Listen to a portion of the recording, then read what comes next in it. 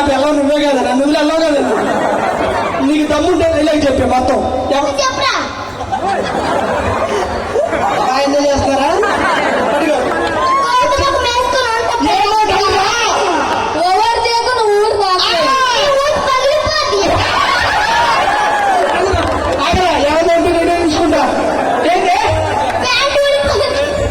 ఊడిపోతా ఊడవలసిందే తెలివైతుందిరా నాకు తెలిసి విత్తనమే ఇలా ఉందంటే చెట్టు ఎలా ఉందో ఆలోచిస్తున్నా నాన్నగారి పేరేంటి నాన్న పేరు